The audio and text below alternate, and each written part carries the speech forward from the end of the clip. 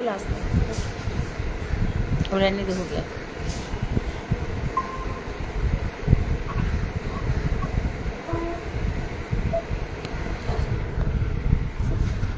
Speaker. हरे कृष्ण माता जी दंडवत प्रणाम। हाँ, दंडवत हरे कृष्णा। दीदी दंडवत प्रणाम। यहाँ पे ये है, इसको बड़ा करना। हरे कृष्णा दीदी दंडवत प्रणाम। हाँ, दंडवत हरे कृष्णा। काफ़ी बड़ा कर दिया मैंने। छोटा कर ठीक, थोड़ा स्पेस और कम कर दो। 8-9 लोग दिख जाते हैं। ओम अज्ञानतिमिरान्धस्य ज्ञानाञ्जनशलाकया चक्षुरुन्मीलितं येन तस्मै श्रीगुरुवे नमः। नमो महावदन्याय कृष्ण प्रेम प्रदायते कृष्णाय कृष्ण चैतन्य नामने गौरतुषे नमः। हे कृष्ण करुणा सिंधु दीन बंधो जगतपते गोपेश गोपिका कांत राधा कांत नमोस्तुते। तप्त कांचन गौरांगी राधे वृंदावनेश्वरी वृषभानुसुते देवी प्रणमामि हरिप्रिय। तवै वास्मि ना जीवामि त्वया बिना इति विज्ञाय राधे त्वं नय मां चरणान्तिकम्।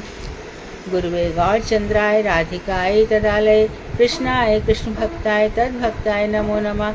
वांशाकल्पतरुवश्य कृपा सिन्धुभ्येव च पतितानां पावनेभ्यो वैष्णवेभ्यो नमो नमः।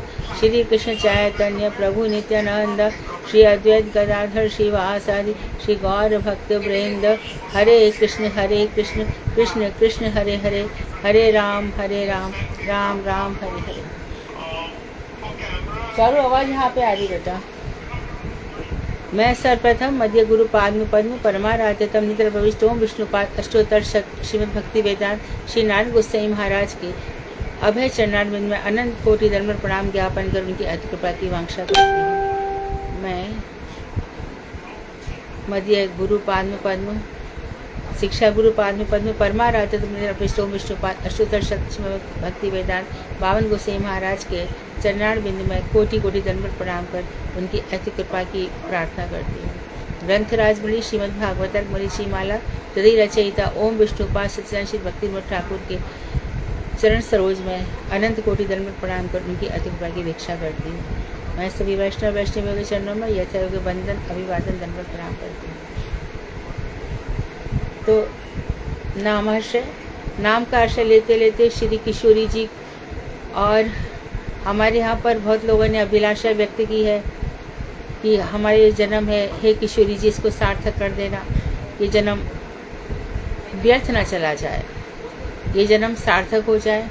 और सार्थक कब होगा? जब नाम राधा नाम अपार भजया जा राधे राधे। और इसी प्रकार हमारे गौर कृष्णदास बाबा जी महाराज ने भी कानू मन मोहिनी राधे राधे कोथाए गो विलास में ही राधे राधे। तो राधा जी का जो हम देखते हैं, उनका जो स्वरूप है वो परम प्रेम का स्वरूप है, वो परम प्रेममयी है। इतना प्रेम भरा पड़ा है उनके अंदर कि कृष्ण उसके आगे हार जाते हैं। दरअसल जो भक्ति का मार्ग है ना, ये प्रेम का मार्ग है। यहाँ सबसे प्रेम किया जाता है, कीट से पतंगे से, कोई भी व्यक्ति हो, प्रेम ही सब कुछ है। और खुद गुरु जी कितनी बार कहते थे कि मैं यहाँ पे सबको प्रेम और ममता देने आया हूँ। तो कितने ही लोग, क्योंकि संसार में तो कोई प्रेम ममता सच्चे है नहीं, इसीलिए गुरु जी से आकर्षित हुए थे। तो प्रेम सबसे करना है। और जब ये प्रेम संसार के माया बद्ध लोगों से हटकर हमारा कृष्ण के परिकर में हो जाता है, तो जीवन हमारा बन जाता है, इसका कुछ यूज हो जाता है। तो राधा जी की जो नित्य निकुंज की सेवाएं हैं, उसके लिए हमारे रघुनाथ दास गोस्वामी ने, रूप गोस्वामी ने बड़ी बड़ी प्रार्थना करी है। राधा रस सुधा निधि में प्रबोधन सरस्वती पाद अनंत प्रार्थना कर रहे हैं। ऐसा कब होगा? जब श्री कृष्ण आपको मना रहे होंगे और आप नहीं मान रही होंगी। संकल्प में हम देखते हैं, उत्कलिका बलरी में हम देखते हैं। तो ये दोनों तो प्रेम का जो रूप है इनके अंदर, और प्रेम का जो खेला खेलते हैं, ये बहुत ही विचित्र है, बड़ी उज्ज्वलमय है। ये साधारण खेल नहीं है। इनका ये जो है रस वैचित्री है। तो इसमें क्या हो जाता है, ऐसा रस में डूब जाता है कि घर बार संसार सब छूट जाता है। ऐसा लगता है कब इन आंखों से ये दर्शन होंगे, कब किशोरी जी और कृष्ण अपनी लीलाएं कर रहे होंगे। अब जैसे मध्या लीलाएं कर रहे होंगे, तो कैसे हमें उनके दर्शन होंगे। ये सब बातें हमें कब प्रकट होती हैं? जब नाम लेते लेते लेते हमारा हृदय एकदम पवित्र और निर्मल हो जाता है। उनकी, राधा जी की अनंत वैचित्री मतलब जो उनकी रस कल्लोनी है, रस गंगा है, उसकी जो हिलोरें हैं वो हमारे हृदय में प्रकट होने लगती हैं। ये कब होगा? हरे कृष्ण और हरे राम राधा, हरे राम राधा रमन लाल जी की लीला है। आगे देखिए, अब आत्म निवेदन का वर्णन किया जा रहा है। आत्म निवेदन हमारा पहला हो गया था क्या?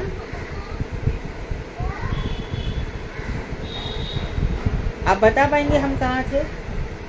श्लोक। हरे कृष्णा जी, दंडवत प्रणाम। हाँ, 24 श्लोक हमारा पूरा होगा, 25वां करना है। 25 किस में? आत्मनिवेदन में। 24 जो खत्म हो, यदि मतवाद के द्वारा कुसंस्कृत व्यक्ति कपटता का आश्रय करके नाम उच्चारण करता है। 25 से ऊपर वाला 252 पेज पे है दीदी। 252 पेज दीदी। त्रयोदश किरण, दंडवत प्रणाम दीदी। त्रयोदश किरण दीदी, 252 पेज है। हरि नाम चल रहा है दीदी, हमारे हरि नाम की महिमा। आत्मनिवेदन तो हो चुका है दीदी। आत्मनिवेदन हो चुका है, ओके जी। त्रयोदश किरण है, 252 पेज। ओ,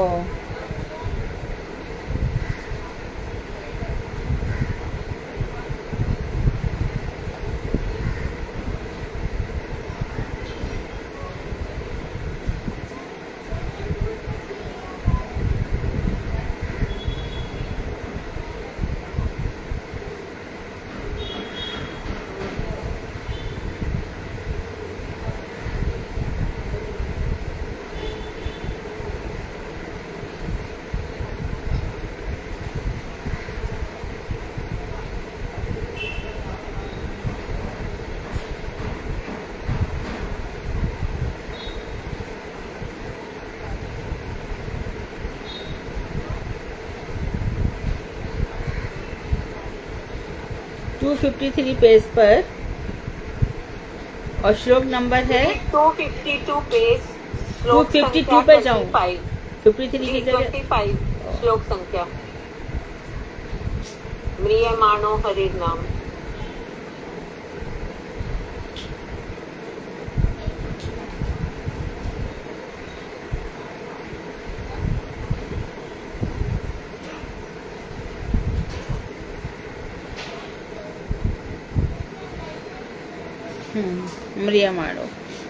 म्रियमाणो हरे नाम गिरन पुत्रोपचारितम अजामिलो अप्य, ये हमने पढ़ लिया था ना, अप्यगाधाम किमुत श्रद्धया गृणन।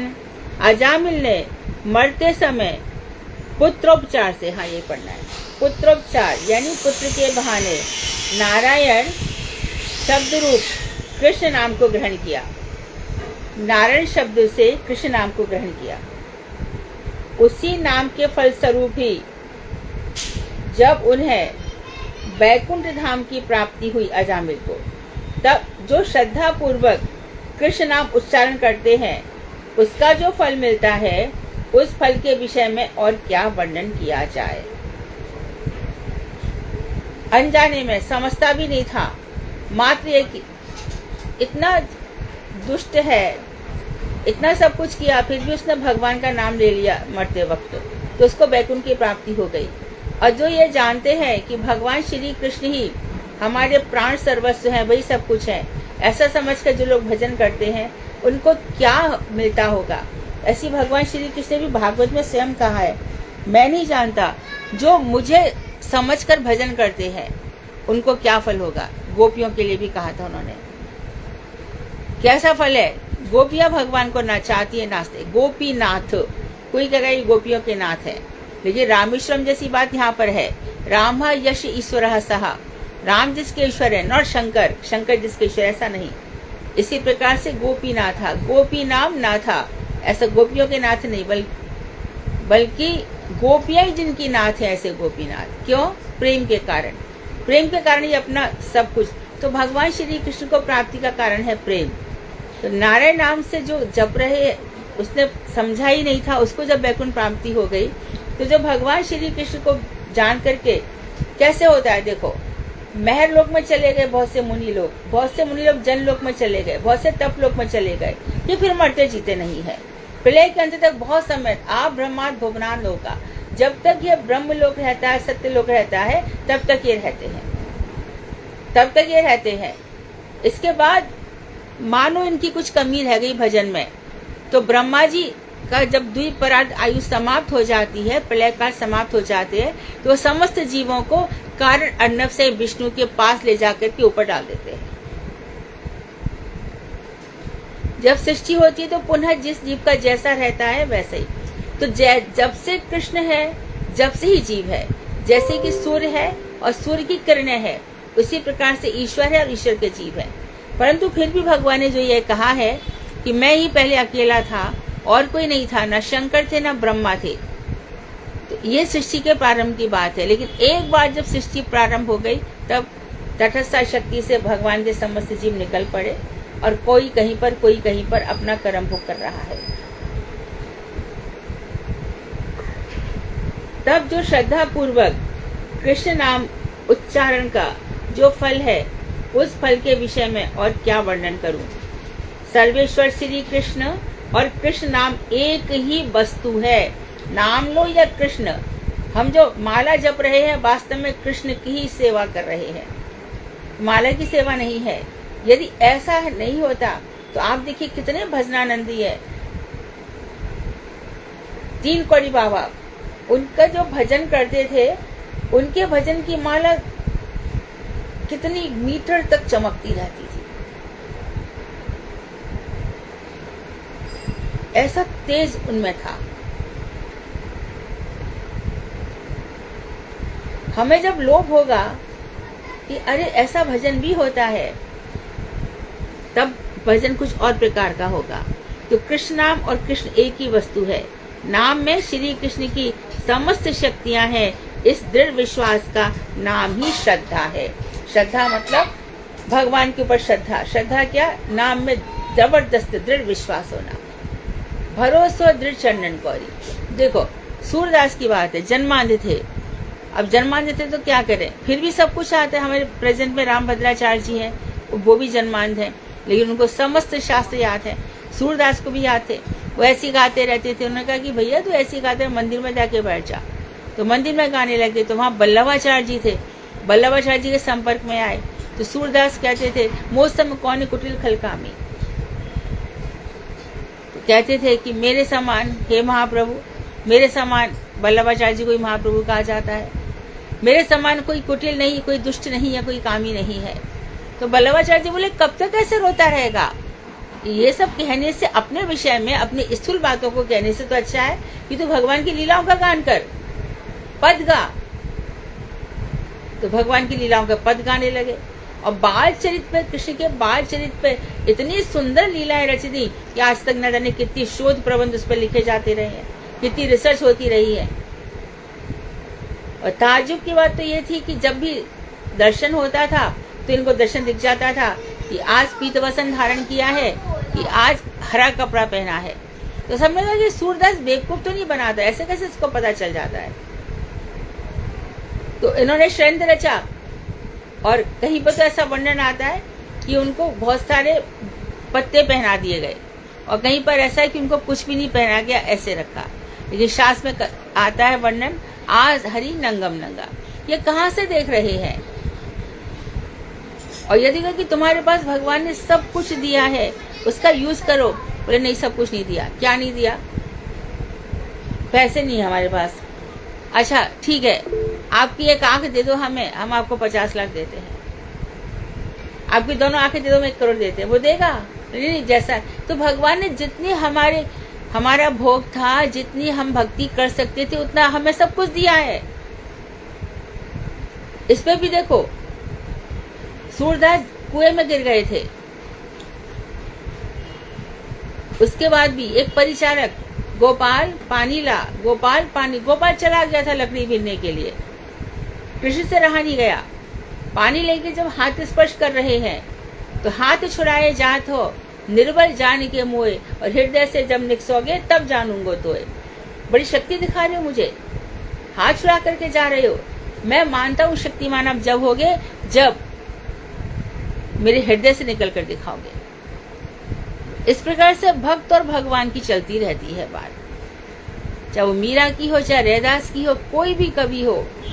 और हर कोई ने कविता लिखी ऐसा थोड़ी है, कोई कविता नहीं लिखता तो क्या भगवान को नहीं मिले। और एक आश्चर्य की बात मैं दोनों एक साथ बताती हूँ। ग्वालियर में मेरे मामा जी इनकम टैक्स कमिश्नर थे। जब उनका विवाह हुआ ही था तो उनको वैराग्य हो गया घर से, और वो 2-3 साल तक जंगलों में भटकते रहे संतों के पास। मेरी नानी नाना बहुत रोते थे, आता नहीं। जैसे जैसे आ गए, विवाह के पहले की बात है, शादी वादी कर दी, सब हो गया।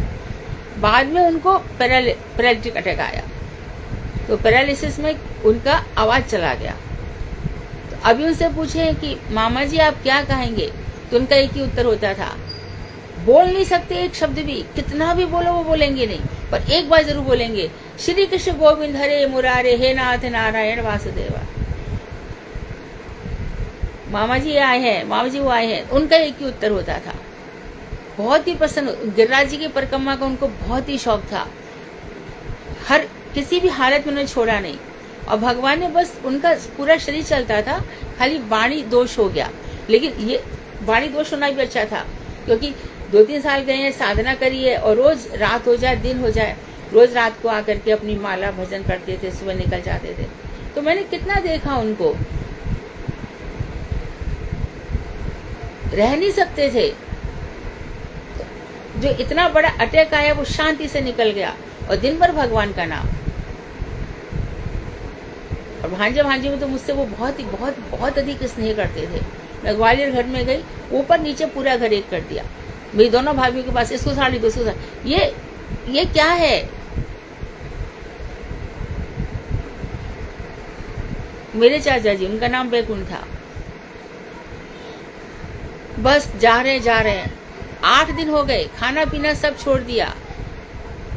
भगवान श्री कृष्ण की छवि वो उनके बक्षस्थल पर रहती थी, उसी को देखते थे, तो आराम से चले गए संसार से। और कोई रास्ता नहीं है। यह है श्रद्धा, दृढ़ श्रद्धा होनी चाहिए, क्योंकि हमारा मन संसारिक कामनाओं से भरा रहता है ना, इससे श्रद्धा नहीं हो पाती। बिल्कुल निर्मल श्रद्धा होनी चाहिए, जहाँ किसी प्रकार की कोई बनावटी बात ना हो।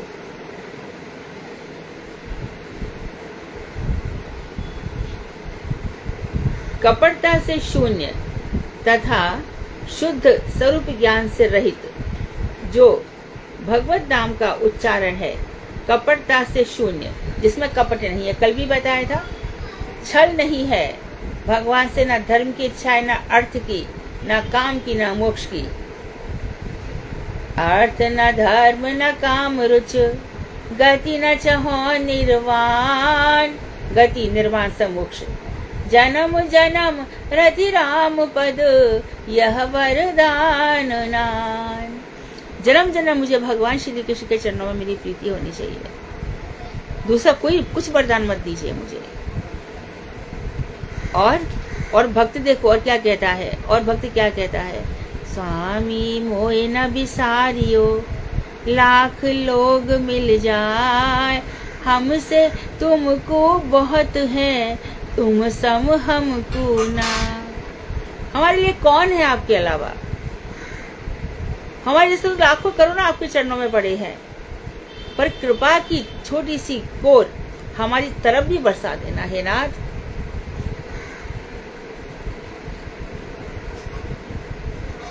तो ऐसे भगवान से भक्त प्रार्थना करता है, वो जानता है कि यही मेरे सब कुछ है। द्वारकाधीश का मंदिर है, हमने बताया मथुरा में पुष्टि, उनको 22 रूप की सेवा होती है। मंदिर चतुर्भुज है, पर 22 रूप की सेवा है, और 22 रूप कितना लाड लड़ाते हैं वहां के लोग। मंगला के बिना जी नहीं सकते।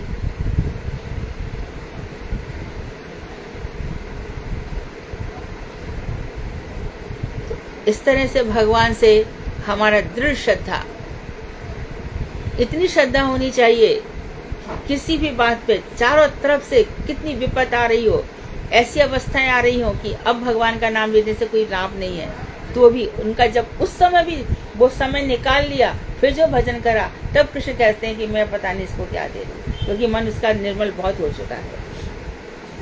तो कपटता से रहित नाम, यानी कि धर्म नहीं है, अर्थ, काम और मोक्ष, इन चारों की जरूरत नहीं है, तथा शुद्ध स्वरूप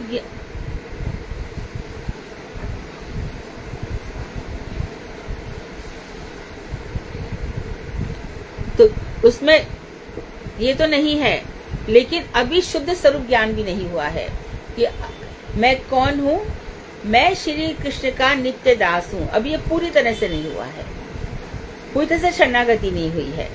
जब प्रपत्ति होती है, शरणागति होती है, तो पूरी तरह से हम बार बार कहते हैं नमो नमः नमो नमः, भूयसी नमो नमः, बार बार नमस्कार है। नमस्कार होते हुए हमें उनके हो जाना चाहिए, आपको प्रणाम है क्योंकि हम आपके हैं। तो अभी पूरा की पूरा स्वरूप ज्ञान नहीं हुआ है। तो इस तरह से जो भगवान नाम का उच्चारण है उसको नामाभास कहते हैं। तो अलग अलग बता रहे हैं, पहले बताया था, अब नामाभास बता रहे हैं। कपटता पूर्वक जो नाम ग्रहण है यह नामापराध है।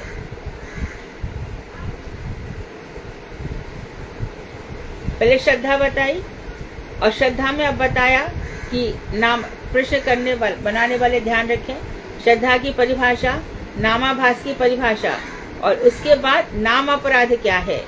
कपटता पूर्वक जो नाम ग्रहण है वह नाम अपराध है। अर्थात हम कर तो रहे हैं भगवान का नाम, लेकिन कर रहे हैं दिव्य। दिव्य का मतलब क्या है कि यहाँ से देवी धाम की कोई वस्तु हमें नहीं चाहिए, हमें वही चाहिए। हमने भगवान के नाम के आगे ये सब मांग लिया, तो ये सब, और भगवान के साथ साथ अन्य देवी देवताओं को सेम ऑल्टर पे, सेम वेदी पे बैठा दिया, तो गड़बड़ हो जाएगा। नामाभास क्या है बता दिया है, और नाम अपराध क्या है ये भी बता दिया है। उसके द्वारा हृदय पत्थर जैसा कठोर हो जाता है, जिसमें नाम अपराध। ऐसे नाम अपराध करने में लिप्त व्यक्ति के रोग की चिकित्सा करना बहुत ही कठिन है, अर्थात ऐसे व्यक्ति को बदलना बहुत ही मुश्किल है। ये नाम अपराधी पाप क्या, अपराध पे अपराध करता रहेगा, जब तक अपराध से उसका एकदम भरपूर घड़ा भर जाएगा, तब उसके जीवन में बहुत दुर्दशा उसकी होती है। नाम अपराध 10 प्रकार के हैं, उसमें साधु निंदा प्रधान अपराध है। साधु किसको कहते हैं?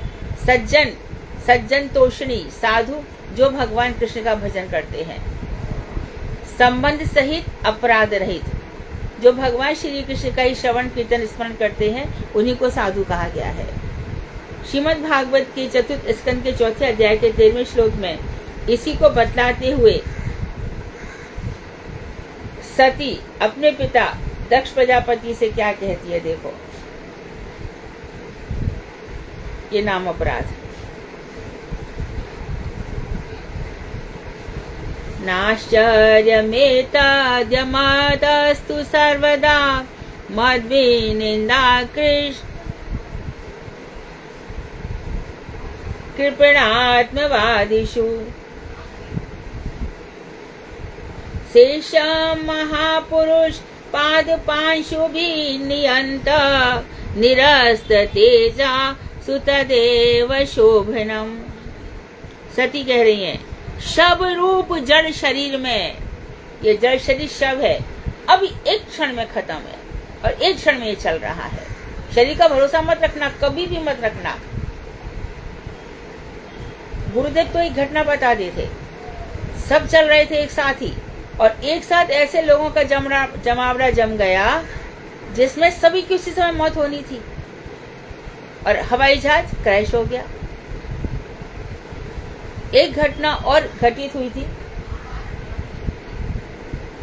एक वकील हैं वो बता रहे थे झूठी गवाही में। झूठी गवाही देने वाले को लगा कि अब प्रूफ कुछ मिले नहीं है, और कोर्ट में, न्यायालय में वो बच गए साफ। ये सच्ची घटना है। तो वो सब शराब पी करके जश्न मनाने लगे गाड़ी में बैठकर। इतनी ही देर में सामने से एक ट्रक आया और वो पांचों को एक साथ मार गए।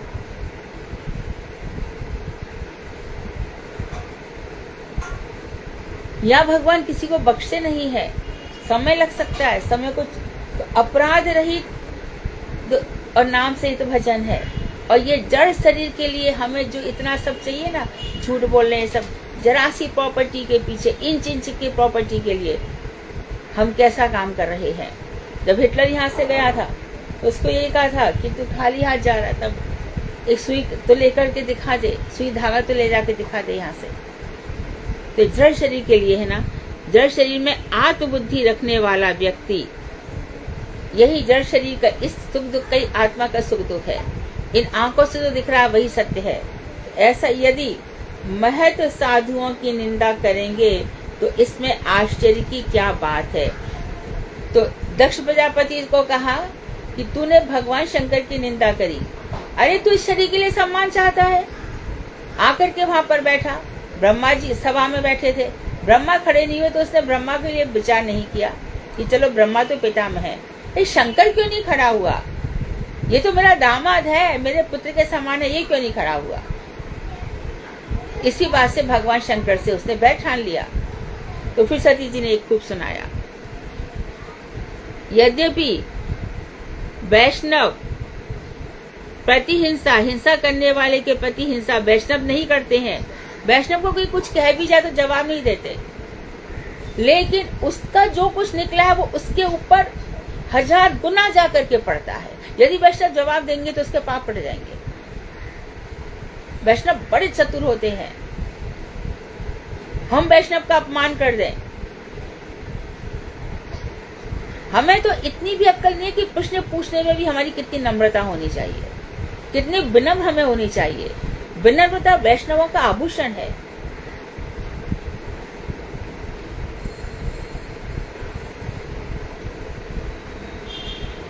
उसमें आश्चर्य की क्या बात है। वैष्णव प्रति हिंसा, हिंसा करने वालों के प्रति हिंसा नहीं करते, तथापि उनकी पद रेणु ईर्ष्या पूर्वक इन सभी वैष्णव निंदकों को निस्तेज कर देती है, और यह ठीक ही भी है। लेकिन जो वैष्णवों के चरणों की धूल है वो सह नहीं पाती, क्योंकि सब भागवत में लिखा है। वैष्णवों के चरणों की धूल वैष्णव निंदा सहन नहीं कर पाती और उस व्यक्ति का निश्चेष हो जाता है। ये तो वैष्णवों की बात है। सारण जगत में भी हम देखते हैं, अभिवादनशील से नित्य वृद्धुप से बिना चत्वारी तस्य वर्तन्ते आयुर्विद्या यशोबलम। जो बड़ों को नमस्कार करता है और नित्य वृद्धों की सेवा करता है, माता की, पिता की, गुरु की, बड़े बूढ़ों की, 4 चीजें उसकी हमेशा ही बढ़ जाती है। आयु बढ़ती है, विद्या बढ़ जाती है, यश बढ़ जाता है और बल बढ़ जाता है। और जो ये नहीं करते, माता पिता के प्रति, गुरु वैष्णवों के प्रति, उनका आयु भी नष्ट हो जाती है, रोग लग जाते हैं, कुछ याद नहीं रहता, यश भी खत्म हो जाता है और बल भी खत्म हो जाता है, कोई चितबल उनके पास रहता नहीं। इसी प्रकार चम्मच ऋषि निमि से कहते हैं, चम्मच कह रहे हैं, कर्मण्य को विदा स्तब्धा मूर्खा पंडित मानिनः वदन्ति चाचुकान् मूढ़ा ययामक्षया गिरो सुकाः। रजसा घोर संकल्पाः कामुका अहमिन् वयाः दाम्भिका मानिनः पापा विदसन्त्युचित प्रियान। जो लोग कर्म कुशल नहीं है, अर्थात कर्म जड़, मूर्ख और अपने में पांडित्य का अभिमान रखते हैं। कर्म कुशल का अर्थ क्या है? योग कर्मसु कौशलम। कर्म वही है जो भगवान श्री कृष्ण को अर्पण कर दिया जाए। कर्म योग, हर कर्म से भगवान से जुड़ा जाए वो कर्म योग होता है। यदि कर्मों में कुशल नहीं है, अपना करता है और अपना फल भोगता है, ऐसी करता भोगता में उसका जीवन निकल जाता है। कर्म कुशल नहीं है अर्थात कर्म जड़ है, जड़ कर्मों में लगे रहते हैं और अपने आप को बड़े भारी ये समझते कि अरे आपको क्या है, आप तो पाठ लेकर बैठ गई, यहाँ पर हमारे सिर पर 1000 काम है। क्या काम है? अब हमें घर संसार देखना है, हमको तो सब चुप, हमको तो मेहनत करके लाना है ना घर पे, आपको तो बैठे बैठे खाने को मिल रहा है ना। तो ये उनका विचार होता है। साधु संतों का विचार क्या है? तेरे जैसे कितने आए और गए, चले गए, कितने औरंगजेब आए और चले गए। एक पागल और आया था, ताजमहल बना लिया, प्रेम का प्रदर्शन किया, सारे के सारे हाथ काट दिए, ये प्रेम था? प्रेम में तो अपनी जान दी जाती है, दूसरों की ली जाती है क्या? तो ये लोग कर्म जड़ हैं, प्रेम का झूठा दिखावा किया उसने, और मूर्ख है और अपने को समझते कि बहुत बड़े पंडित हैं, इसका अभिमान रखते हैं। वे कर्म पक्षीय चाटुकारिता पूर्ण वचनों से मुक्त हो जाते हैं। तो वो कैसे वचनों से मुक्त हो जाते हैं? जो कर्म पक्षी है, कर्म का पक्ष करते हैं और चाटुकारिता से युक्त बातों से मोहित हो जाते हैं। अरे आपकी बात क्या है, आपका तो सर्वत्र नाम हो रहा है, आपने कितने सुंदर सुंदर कार्य किए हैं, देखो कितनी सुंदर बंदरगाह बनवाई है, देखो आपने रोड बनवा दी, देखो आपने कितनी ट्रेन लाइन करवा दी। सब ऐसे सब आपस में प्रशंसा करते रहते हैं।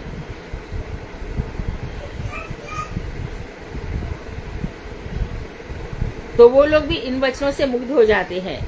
इन्हीं चिकनी चुपड़ी, वही चाटुकारिता वाली बात, मीठी बातों का व्यवहार करते करते वे रजोगुण की अधिकता के कारण घोर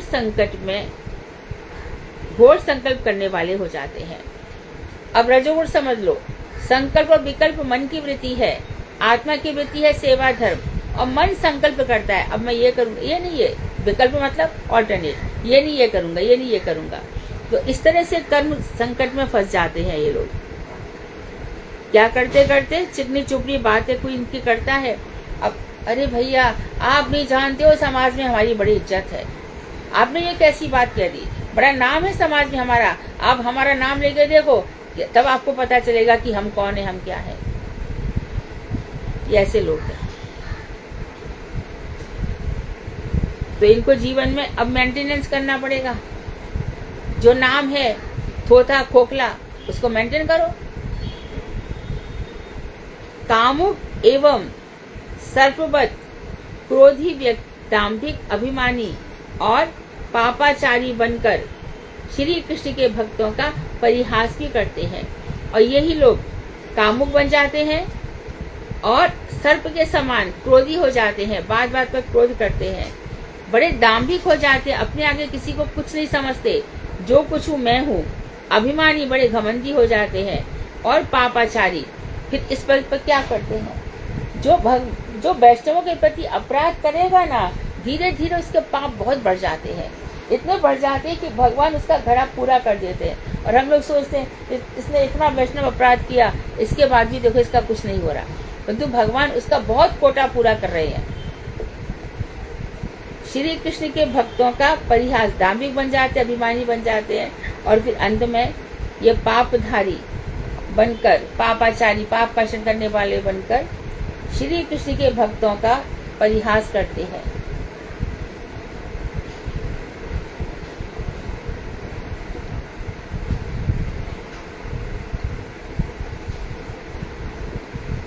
श्रिया विभूत्याभिजनेन विद्यया त्यागेन रूपेण बलेन कर्मणा जातस्मयनान्धाभिधयाः सहेश्वरान् सतो वमयन्ति हरिप्रियान्। जड़िए धन संपत्ति, संसार की धन संपत्ति, विभूति, ऐश्वर्य, उत्तम कुल में जन्म, चारू मेरा फोन दे दो। साधारण विद्या संन्यास, फोन देना मेरे। आदि रूपी त्याग, सौंदर्य, बल और कर्म आदि के द्वारा अहंकारी, खल तथा अन्य बुद्धि वाले व्यक्ति ही जगदीश्वर श्री हरि एवं उनके प्रिय भक्तों का अपमान करते हैं। तो देखो अपमान कौन कौन करता है, ये भगवान को सब पता है, भागवत में सब भगवान ने बता दिया। कौन कौन अपमान करता है? जिसके पास जड़ है, धन संपत्ति है। अरे तेरी क्या औकात है हमारे सामने, आके तो दिखा।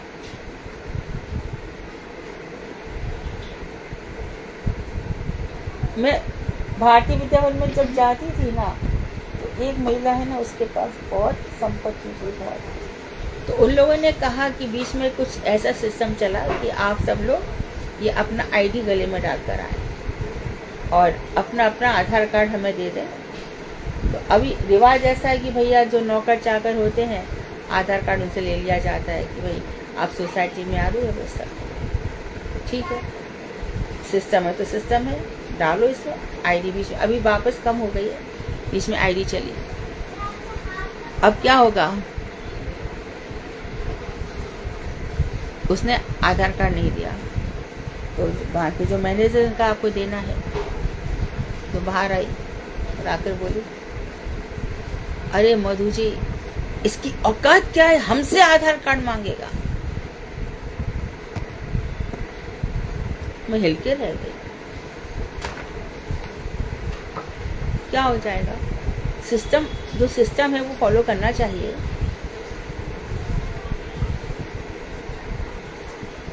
तो ये चीजें हमेशा नहीं रहती।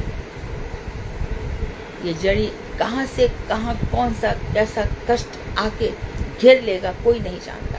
जितना ऊंचा दंभ उतनी उच्च, इतनी बड़ी गिरावट। यह है जड़ी अभिमान। जड़ीय धन संपत्ति, विभूति या ऐश्वर्य हमारा। अरे इनको कहाँ ले आए भाई, कहाँ इनको हमारे साथ बैठा रहे हो? इनकी औकात थोड़ी हमारे साथ बैठने की। अरे इनको हमारी गाड़ी में दूसरी में बैठाओ। ऐश्वर्य है ना, और उत्तम कुल में जन्म। और कौन लोग निंदा करते हैं? साधारण विद्या। साधारण विद्या मतलब सा विद्या या विमुक्त है। विद्या उसी को कहते हैं जो विमुक्ति के लिए होती है। सा विद्या या विमुक्त है, जो विमुक्ति, मुक्ति दिलाती है। यदि साधारण विद्या ये सब आ जाएगा, डॉक्टर, इंजीनियरिंग, पायलट बन जाना, ये सब साधारण विद्या है। ये लोग अपमान करते हैं। अच्छा, संन्यास आदि रूपी त्याग, जिसको एक दंडी सन्यासी है, सन्यास बन जाती है और वैष्णवों का अपमान करते हैं, एक दंडी सन्यासी। सौंदर्य है, बल है, जिसकी लाठी उसकी भैंस, समाज में चलती है। और कर्म आदि के द्वारा अहंकारी, है ना, बड़े बड़े नेता बन जाते हैं, यहाँ वहाँ छोटे मोटे कुछ काम कर देते हैं। अरे हमने देखो वहाँ पर पूरी लाइन से शौचालय बना दिए, 10 दिन भी शौचालय चले नहीं, 11वें दिन वहाँ पर पहले सब कुछ गंदगी हो गई, शौचालय खत्म हो गए। इसे हम संसार में देख रहे हैं क्या कर्म हो रहा है।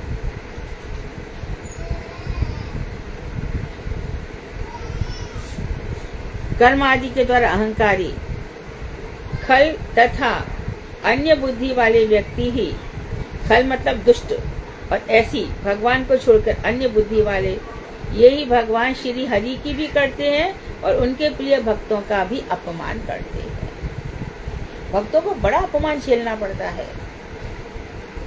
मुझे लगता है कि साधारण व्यक्ति को इतना अपमान झेलना पड़ता होगा जितना भक्तों को अपमान झेलना पड़ता है। क्यों?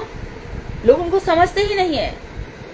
और भक्ति ही ऐसा है, भक्त को भगवान ने कष्ट है, उसको दे दिया, हे मूर्ख, चल तू नहीं समझता, चल अपना कर्म दोष बना। और भक्त को आ गया ठाकुर जी की दानपी सुनीचे ने तरुपी सहिष्णा, पृथ्वी से भी ज्यादा सहन किया, क्या सहन कर। कब सहन क्यों करवा रहे हो? इसलिए करवा रहा हूँ कि चित्त में भरा पड़ा रहता है, जन्म जन्मांतर से ये माया है, अभिमान। सम्मान को तो तूने बहुत मान लिया, सम्मान से मुझे फर्क नहीं पड़ता। कोई मुझे अपमान करता है तो मुझे बहुत दुख होता है। अपमान में क्यों दुख होता है? वो भी तो स्थूल बुद्धि है ना। अभी क्लास में हम किसी को बोल दें, 1 मिनट में मन खराब हो जाएगा, अपमान किया। कितने ही ऐसे लोग होंगे, कितने ही, मुट्ठी भर भी नहीं होंगे, अरे मेरा आचरण शुद्ध हुआ, अब ऐसी गलती मैं नहीं करूंगा, जन्म जन्मांतर में भी ऐसी गलती नहीं करूंगा। निंदक नीरे राखिए, आंगन कुटी छवाए, बिन पानी साबुन बिना निर्मल करे सुखाए। जो मैं निंदा करता है उसको अपने पास ही रखना चाहिए। इतना ही नहीं, अपने आंगन में उसके लिए कुटिया बना देनी चाहिए, क्योंकि बिना पानी और साबुन के वो हमारे स्वभाव को पवित्र कर रहा है। यदि कोई हमारी गलतियां बताए तो हमें उसका ऋणी होना चाहिए। जो बर्तन साफ करना है उसको ज्यादा ही घिसा जाता है, सोना अग्नि में तपाया ही जाता है, कभी उसमें जो मिश्रित धातु है वो निकल जाती है। तो ऐसे लोग भक्तों का भी अपमान करते हैं और उनका भी, और अपमान करके ऐसी बड़ी जोर जोर से हंसते हैं जैसे कि उन्होंने कौन सा यानी एवरेस्ट की चढ़ाई कर ली, ऐसा उनको लगता है। अब तुम्हें बचा ले तुम्हारे भगवान, देखे तुम्हारे भगवान क्या करते हैं। आए ना आखिर हमारे पास, ये सब जो बातें हम रात दिन सुनते हैं। महत अवहेलना रूपी प्रथम नाम अपराध उपस्थित होने पर, तो प्रथम और नाम अपराध है महत की अवहेलना, अपमान करना। जो महापुरुष है उनका अवहेलना करना। और उसमें जब हम कह रहे हैं कि भगवान श्री कृष्ण ही सर्वेश्वर हैं, नहीं, शंकर जी भी वही है। अरे पद्म पुराण जिसमें है उसकी बात तो मानो, किसकी बात मान करके तुम ऐसा कह रहे हो? कहां से उठा लाई ये बात? अरे कुछ नहीं, आपके व्यास जी ने तो लिखा है, शिव पुराण में तो ये लिखा है शिव भी सबसे बड़े हैं। देवी पुराण में लिखा है शिव ही राधा है, काली ही कृष्ण है, ये सब तो लिखा है। अरे सब भगवान विष्णु के अवतार हैं, आप क्या कारण अनुसार से विष्णु गर्भशाही कर रहे हो? क्योंकि ऐसे लोगों से संसार भरा पड़ा है, इसलिए व्यास जी ने इन लोगों के लिए भी ग्रंथ लेकर डाले। ये बदलेंगे नहीं। तो जो महान ग्रंथ है श्रीमद् भागवत, सर्ववेद इतिहासानम सारम सारम समुद्रतम निगम कल्प तरोर गलितम फलम, उस श्रीमद् भागवत तक इनकी पहुंच नहीं है। श्रीमद् भागवतम पुराण अमलम प्रेमा पुमर्थो महान।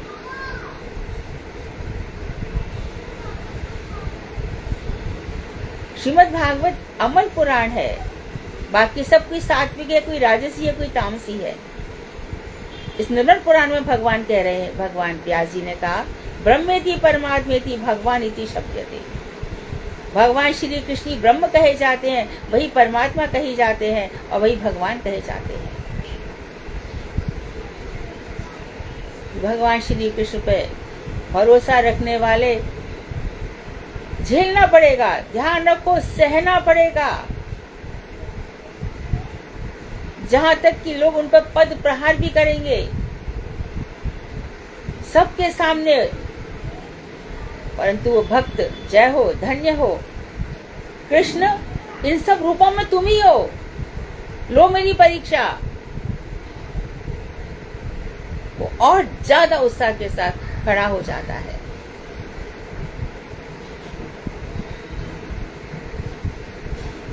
तो महल लोगों की अवहेलना, अपमान करने वाले प्रथम नाम अपराध उपस्थित होने पर जिनके प्रति अपराध हुआ है, वे साधु ही यदि क्षमा करें तभी मंगल संभव पर है। जैसे कि श्रीमद् भागवत में इसी विषय का वर्णन करते हुए भगवान दुर्वासा से कहते हैं, महाराज अम्बरीश के प्रति अपराध हुआ और आप मुझे क्षमा कर दो। ऐसे बहुत से, अरे चोरी कर ली मैंने, बड़ी गलती हो गई, ये सब कुछ हो गया, भगवान मैं आपको दे दो। भगवान मुझे क्यों दे रहा है? मैं चोरी का माल लेने के लिए बैठा हूँ क्या? क्या समझा तूने मुझे? अरे भगवान थोड़ा कर दो, मैं 10 रुपए दूंगा। अरे भगवान कहते मैं इतनी सारी विभूति दे रखी है, 10 रुपए के लिए मैं तेरा काम करूंगा क्या? क्या भगवान को समझा है पता नहीं। अच्छा, एक बॉस को समझ लो, यानी एक आप काम करवाने जाओ कहीं पर, एक अपराधी है, पैसा ले लेगा, काम कर देगा, ठीक है, तो हमको लगता है कि भगवान भी इसी तरह से पैसे लेके काम कर देगा। लेकिन एक तरफ ऐसा भी है, अब एक अधिकारी ऐसा भी है, रुपए दे दो, लेकिन आप रुपए की ये सब बातें मत करना। तो बोले अरे भाई कौन सा हरिश्चंद्र आके बैठ गया है और गांधी की औलाद आके बैठ गया है और हमारा तो काम ही नहीं हो रहा। वो भी तो भगवान का ही जन है ना। और जिसने पैसे लेके काम किए वो बहुत दिनों तक रहेगा ऐसा भी नहीं है। समाज में ये सब नैतिक पतन क्यों होता है? क्योंकि रिश्वत देने वाले भी हैं और लेने वाले भी हैं।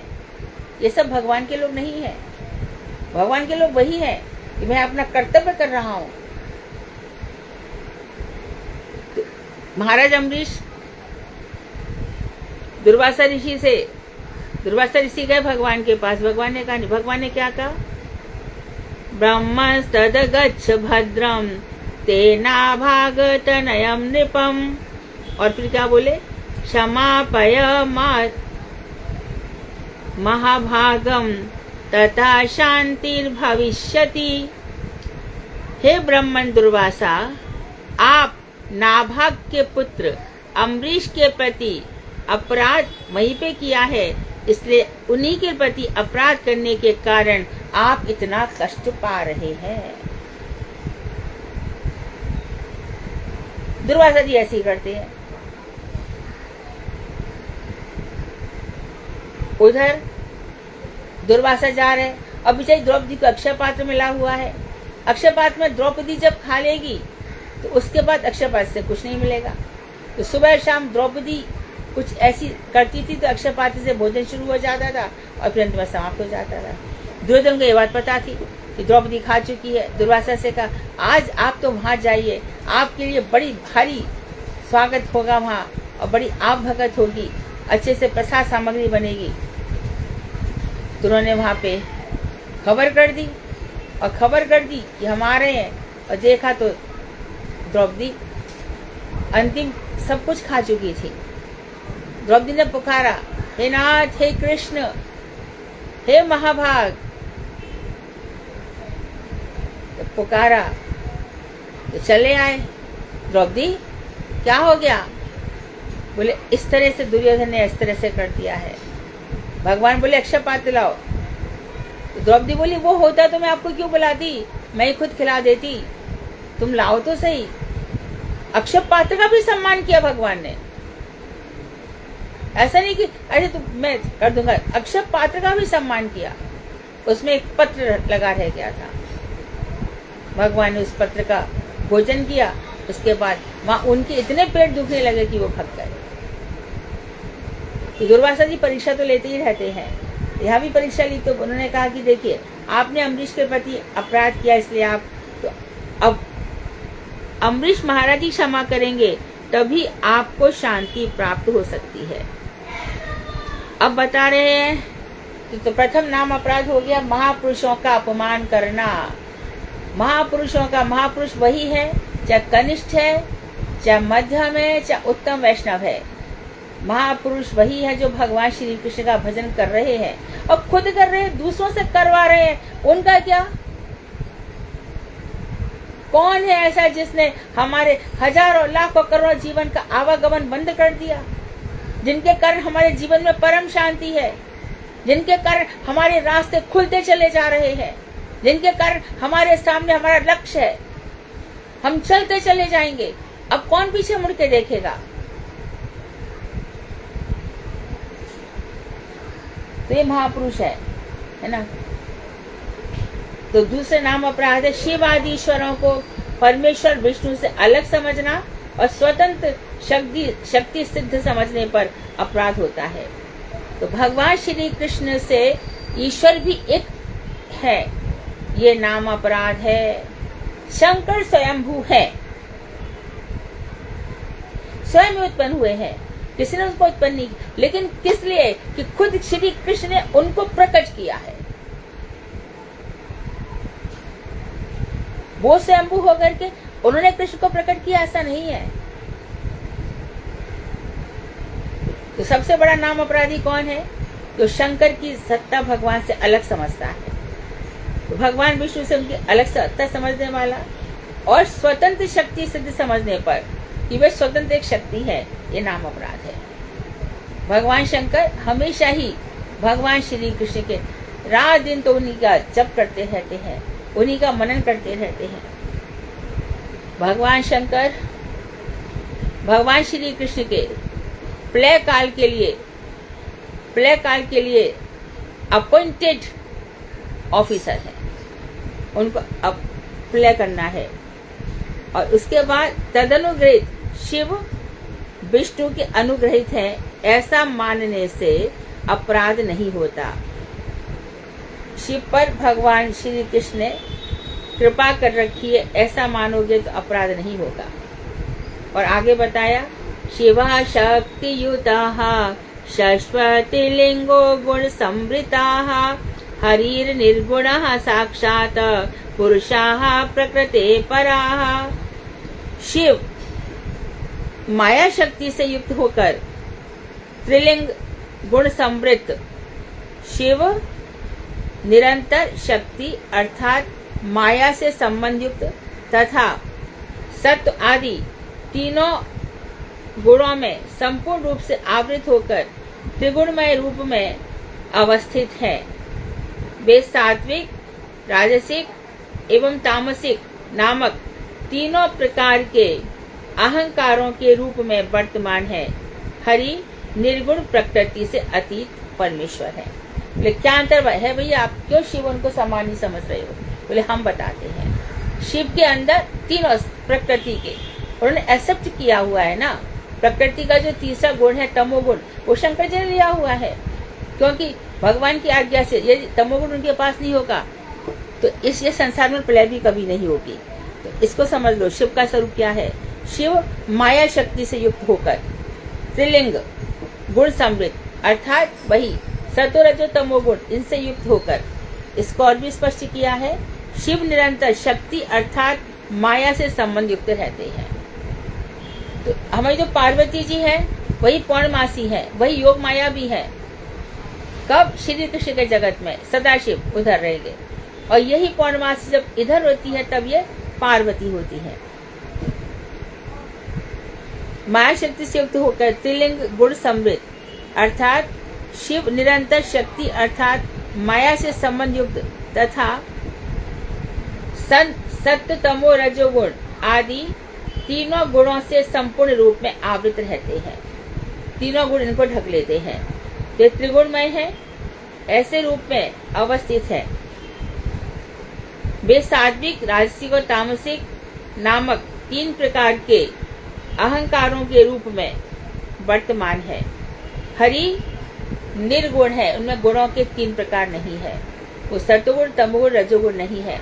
वसुदेव में शुद्ध सत्व है, इसलिए भगवान श्री कृष्ण वहां प्रकट हो जाते हैं। तो भगवान श्री कृष्ण शुद्ध सत्व से, भक्ति शुद्ध सत्व है, निर्गुणा है। भगवान विशुद्ध सत्व है, निर्गुण है। तो निर्गुणा भक्ति से ही भगवान को पाया जाता। जब भक्ति के अंदर सारे प्रकार के कल्मश, तो भगवान को पाने में देर नहीं लगेगी। अब तीसरा नाम अपराध पढ़ेंगे हम कल। वांशा कल्पतरुभ्यश्च कृपा सिंधु वेवचा पतितानां पावनेभ्यो वैष्णवेभ्यो नमो।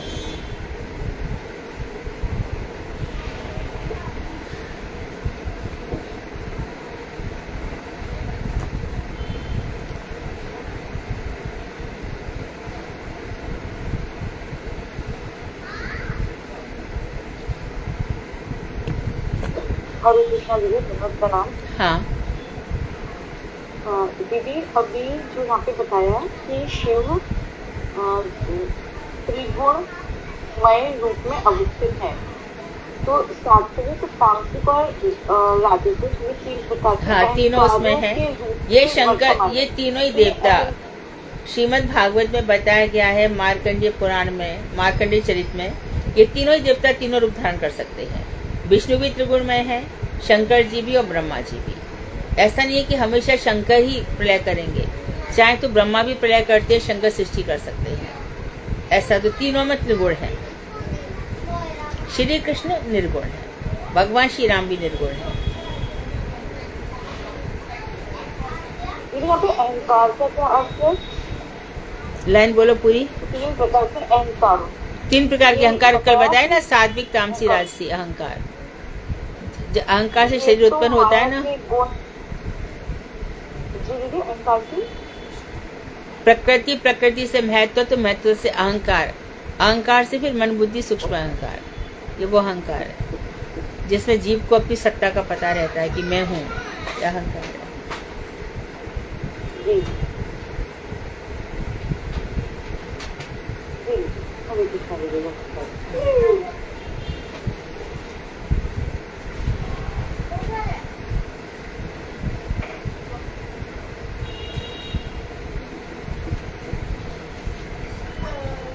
और बोलो।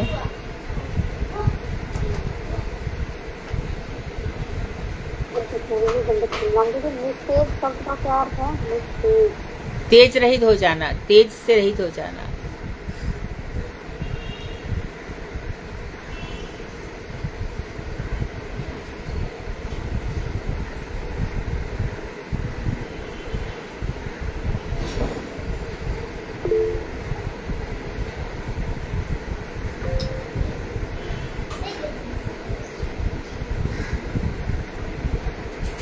और कोई प्रश्न है?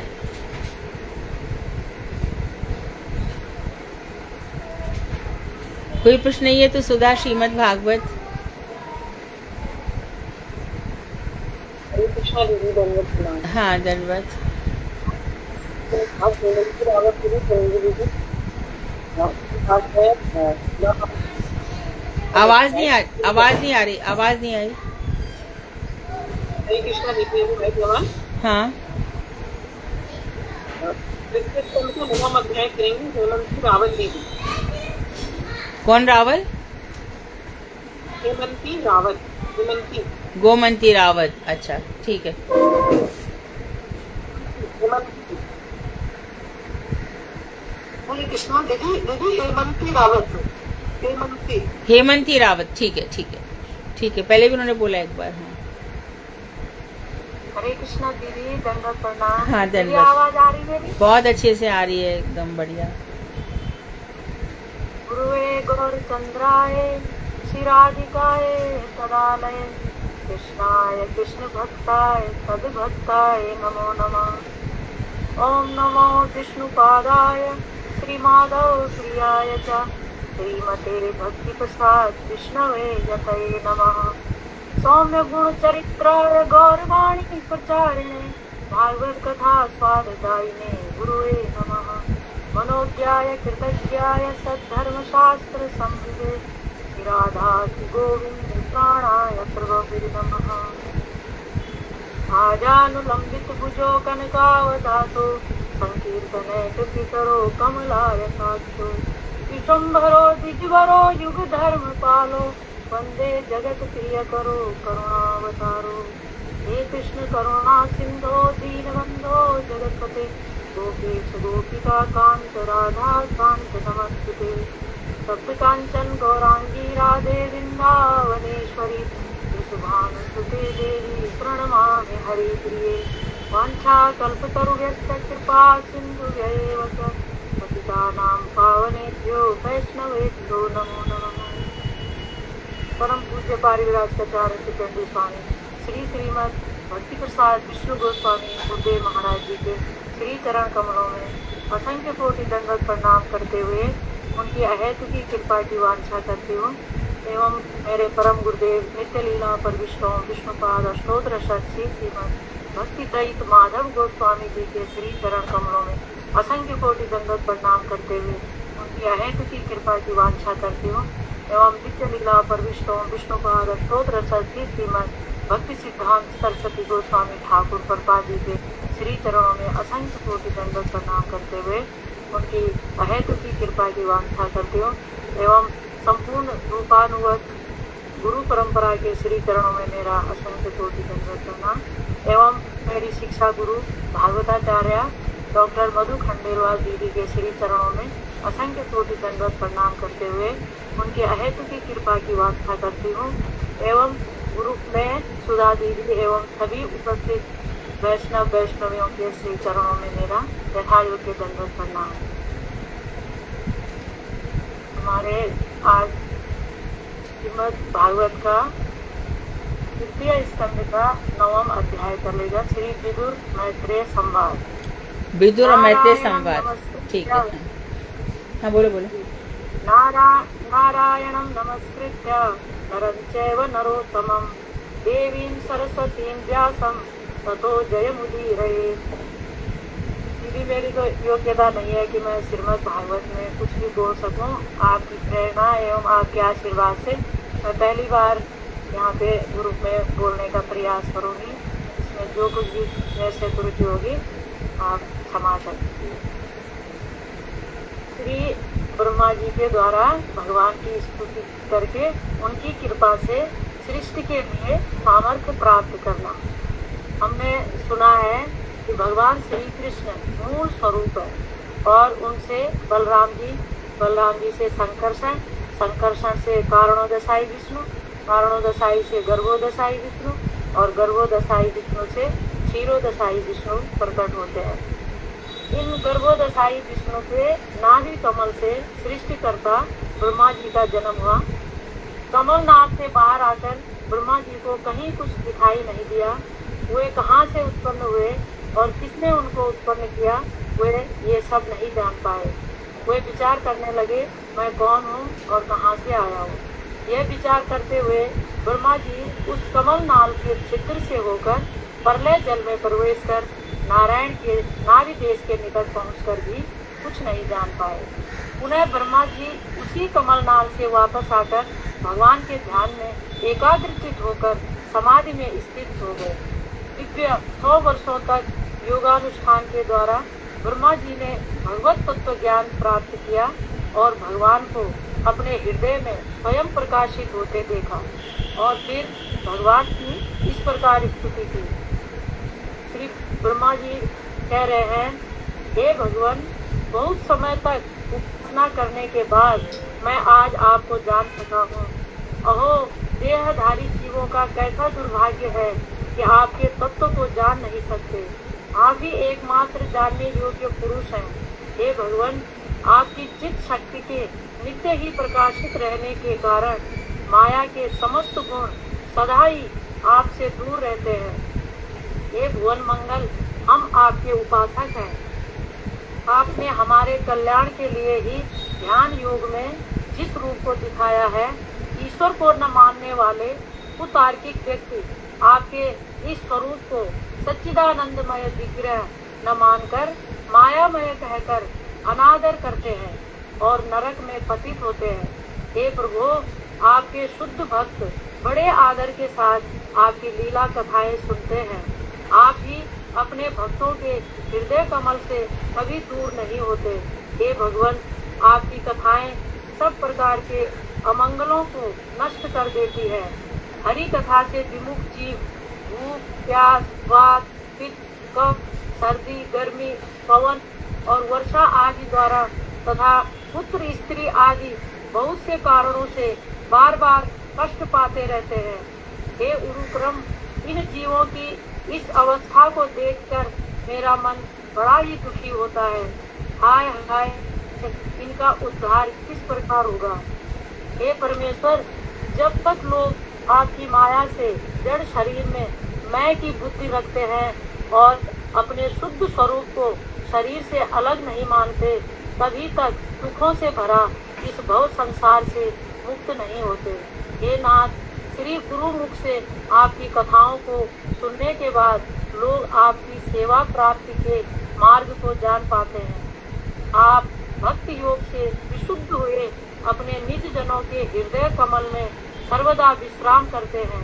हे प्रभु, भक्तगण अपनी अपनी सिद्ध देह की भावनानुसार आपके जिन नित्य स्वरूपों की विशेष रूप से भावना करते हैं, आप उनके प्रति अनुग्रह करने के लिए उन स्वरूपों को प्रकट करते हैं। हे प्रभु, आप समस्त प्राणियों के अंतःकरण में अंतर्यामी रूप में विराजमान हैं और सभी के एकमात्र बंधु हैं। देवतागण भी विभिन्न कामनाओं सहित आपकी उपासना करते हैं, किंतु आप उनसे इतने प्रसन्न नहीं होते जितने आप अपने भक्तों से होते हो। समस्त जीवों द्वारा श्रुति और स्मृति, वैदिक और लौकिक यज्ञादि कर्म, दान, कठोर तपस्या, व्रत एवं परिचर्या के द्वारा आपकी आराधना ही इन समस्त कर्मों का श्रेष्ठ फल है। हे भगवान, आपके स्वरूप के प्रकाश के द्वारा ही प्राणियों का भेद, भ्रम रूपी मोह सर्वदा दूर हो जाता है। आप विद्या शक्ति के आश्रय होने के कारण परतत्व है, अतः आपको मेरा नमस्कार है। आप माया के नियंता होने के कारण परमेश्वर हैं, हम आपको पुनः पुनः नमस्कार करते हैं। जो लोग प्राण त्याग करते समय विवश होकर भी आपके देवकी नंदन इत्यादि अवतार सूचक, सर्वज्ञ, भक्त वत्सल आदि गुण सूचक और गोवर्धनधारी, संसारी आदि लीला सूचक नामों का केवल मात्र उच्चारण करते हैं, वे अनेक जन्मों के संचित पापों से तत्काल मुक्त होकर माया के आवरण से रहित सच्चिदानंद स्वरूप आपको प्राप्त हो जाते हैं। मैं यानी ब्रह्मा उन जन्म रहित भगवान अर्थात आपकी शरण लेता हूँ। हे भगवान, इस विश्व रूप वृक्ष के रूप में आप ही विराजमान हैं। आप स्वयं ही प्रकृति के अधिष्ठाता है। आपने जगत की उत्पत्ति, स्थिति और प्रलय के लिए मेरे यानी ब्रह्मा, अपने यानी विष्णु और महादेव तीन रूप प्रधान शाखाओं में विभक्त हुए हैं। फिर इन प्रधान शाखाओं से मरीचि आदि मुनि एवं मनु आदि प्रजापति रूप शाखा पर शाखाओं के रूप में आपका बहुत अधिक विस्तार हुआ है। अतएव भुवनाकार वृक्ष स्वरूप भगवान, आपको मैं नमस्कार करता हूँ। हे विभो, समस्त लोकों के वंदनीय सत्य लोक में अधिष्ठित होकर भी मैं काल रूप आपसे भयभीत रहता हूँ। आपको प्राप्त करने के लिए मैंने बहुत प्रकार के यज्ञों का अनुष्ठान करते हुए बहुत वर्षों तक तपस्या की है। उन यज्ञादि कर्मों के अधिष्ठाता आपको मैं नमस्कार करता हूँ। ये पूर्ण काम अपनी आत्मा रामता के कारण विशेष सुख से अतीत रहकर भी आप अपने द्वारा रचित धर्म मर्यादा के पालन के लिए स्वेच्छा से पशु पक्षी देव और मनुष्य आदि योनियों में अपनी नित्य मूर्ति प्रकटित करके अनेकों प्रकार की क्रीड़ाएं करते हैं। ऐसे षडैश्वर्यशाली भगवान, आपको नमस्कार है। हे प्रभु, आप संपूर्ण विश्व को अपने उदर में विलीन करके निद्रा में रत जीवों का निद्रा सुख प्रदर्शन करने के लिए ही आपने प्रलय समुद्र के जल में अनंत नाग की सैया पर लेकर उसके कोमल स्पर्श सुख में निमग्न होकर निद्रा को स्वीकार किया था। ब्रह्मा जी आगे कह रहे हैं कि हे भगवान, आप अपने जिस ज्ञान एवं ऐश्वर्य के द्वारा विश्व को सुखी करते हैं, मेरी बुद्धि को भी उसी से युक्त कर दीजिए, जिससे कि मैं पूर्व कल्पों के समान इस विश्व की सृष्टि करने में समर्थ हो सकूं। ब्रह्मा जी भगवान से प्रार्थना कर रहे हैं कि हे भगवान, आप अपनी स्वरूप शक्ति के साथ जो जो लीलाएं करेंगे, मेरे द्वारा उन श्री विष्णु के आदेश से इस विश्व सृष्टि का कार्य भी उनकी लीलाओं में से एक है। वे मेरे चित्त को इस प्रकार से नियुक्त करें कि जिससे सृष्टि आदि कर्म में मेरी आसक्ति न रहे और उससे उत्पन्न विषमता आदि पापों का परित्याग करने में मैं समर्थ हो सकूं। इसके बाद भगवान ने देखा कि ब्रह्मा, देव, पशु पक्षी आदि लोक सृष्टि के लिए चिंतित हैं तथा प्रलय जल को देखकर अत्यंत विषादग्रस्त हो रहे हैं। तत्पश्चात भगवान ने ब्रह्मा जी का मोह दूर करने के लिए गंभीर वाणी से कहने लगे, हे वेद गर्भ, आप आलस्य मत करो और सृष्टि के लिए प्रयत्न करो। तुम मुझसे जो कुछ भी याचना कर रहे हो वह मैं पहले ही तुम्हें दे चुका हूँ। हे ब्रह्मन, तुम पुनः तप करो और मेरी उपासना से संबंधित विद्या का अभ्यास करो। इसके द्वारा तुम अपने हृदय में ही पृथ्वी आदि समस्त लोकों को देख पाओगे। काष्ठ में स्थित अग्नि की भांति मैं समस्त प्राणियों में स्थित हूँ। जिस समय जीव मुझे इस भाव से दिल देखता है, उसी समय वह अज्ञान रूप मोह को त्याग देता है। हे ब्रह्मा, तुमने नाना प्रकार के कर्मों का विस्तार करते हुए अनेक प्रकार की प्रजा सृष्टि करने की इच्छा की है। तुम्हारा चित्त खिन्न नहीं होगा, क्योंकि हर समय मेरा तुम पर अत्यधिक अनुग्रह है। मैं देहधारी जीवों के दुर्गेय हूँ तथा आज तुमने मुझे जान लिया है, क्योंकि तुमने मेरे सविशेष रूप को पंचभूत इंद्रियों, सत्वादि, मायिक गुणों और अहंकार से रहित अनुभव किया है। जिस समय कमल नाल के छिद्र पद द्वारा जल के अंदर प्रवेश करके उस नाल के मूल को खोजते खोजते तुम्हें मेरे विषय में संशय हुआ था कि भगवान है भी कि नहीं है, उसी समय मैंने तुम्हारे हृदय में अपने स्वरूप को दिखलाया था।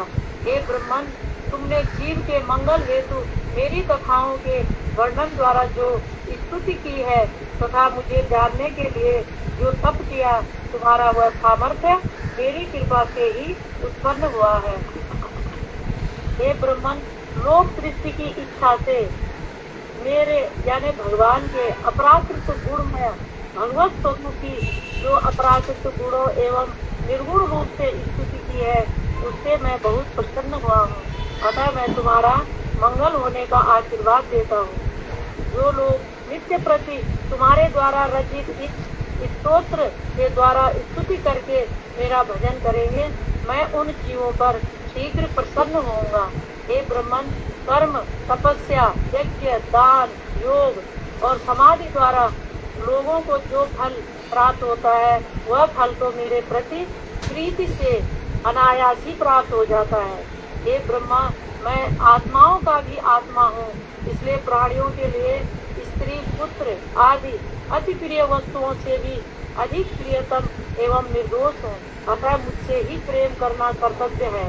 हे ब्रह्मन, मैं ही तुम्हारा कारण हूँ, अतएव सर्ववेदमय स्वरूप तुम अन्यों की अपेक्षा से रहित होकर पूर्व कल्प की भांति मुझमें लीन प्रजाओं एवं त्रिलोकों को प्रकाशित करो। तत्पश्चात श्री मैत्रेय ऋषि ने कहा, प्रकृति और जीव के ईश्वर गर्भोदशाई पुरुषावतार ने जगत सृष्टा ब्रह्मा के समक्ष इस प्रकार से सृष्टि विषय ज्ञान प्रकाशित करके अपने नारायण स्वरूप को अंतर्हित कर लिया। इति श्रीमद् भागवते महापुराणे ब्रह्म सूत्र भाष्ये पारमहंस्यां संहितायां वैयासिक्यां तृतीय स्कंदे श्री विदुर मैत्रेय संवादे पादबोध भवे। श्री ब्रह्मस्तवो नाम नवमो अध्याय। वाञ्छा कल्पतरुभ्यश्च कृपा सिन्धुभ्य एव च पतितानां पावनेभ्यो वैष्णवेभ्यो नमो नमः। हरे कृष्णा। बहुत अच्छे से सुनाया हेमंतनी आपने, बड़ी अच्छी साफ आवाज में। तो ब्रह्मा जी की बहुत धन्यवाद दीदी, आपकी कृपा है दीदी। पहली बार बोला दीदी मैंने। बहुत अच्छा बोला और ब्रह्मा जी की स्तुति आपने पढ़ी बहुत अच्छे से। श्रीमद् भागवत 4 भागों में बटी हुई है, गीतात्मक, स्तुति परक, इतिहास और घटनात्मक या वर्णनात्मक भी कह सकते हैं। इसमें इतिहास है, इसमें गीत है, इसमें स्तुतियाँ हैं और इसमें वर्णन है। तो ये स्तुतियाँ हैं ब्रह्मा जी की, तो भगवान से हुई, बहुत अच्छा रहा, बहुत सुंदर। कीर्तन मैं करूँ? हाँ बोलो। श्री रूप मंजरी पद तेई मोर संपद, तेई मोर भजन पूजन, तेई मोर भजन पूजन, तेई मोर प्राण धन,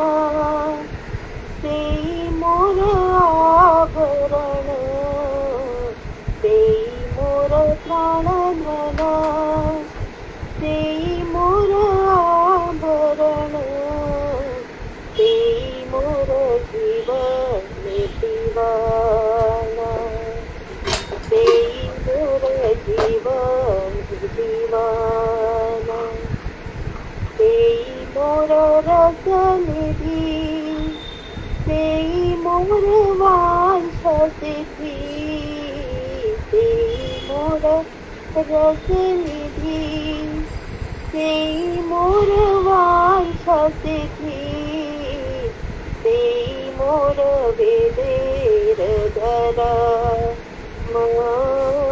तेई मोर वेदेर धराम तेई व्रत तेई तप तेई मोर मंत्र जप तेई व्रत तेई तप तेई मोर मंत्र जप तेई मोर धर्म कराम तेई मोर धर्म कराम अनुकूल हवे विधि ते पद हई बेसिद्धि अनुकूल हवे विधि ते पद हई बेसिद्धि निरखित ए दुई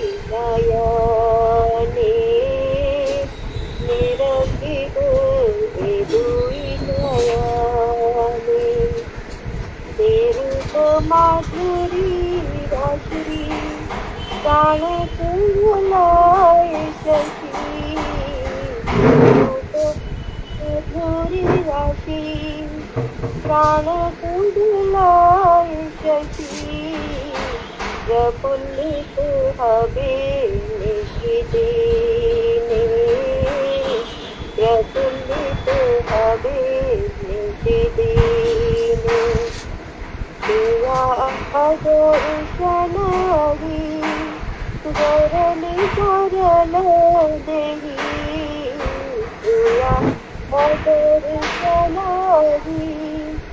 गरली गरल देहि चिरदिन तापित जीवन चिरदिन तापित जीवन प्रभु कर दया देह मोरे पद छाया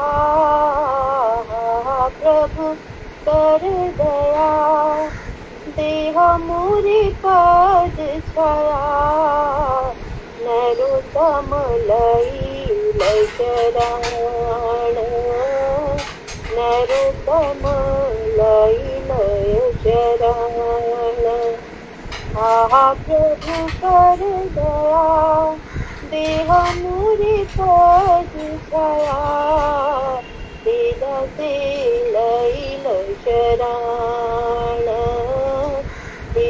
से लई शरण जय रूप गोस्वामी जय रूप गोस्वामी रूप गोस्वामी जय रूप गोस्वामी। इसका ट्यून थोड़ा और सेट करो, है ना। वांक्षा कल्पतरुवश्य कृपा सिंधु बेवचा पतितानां पावनेभ्यो वैष्णवेभ्यो नमो नमः। प्रणाम दीदी। धन्यवाद।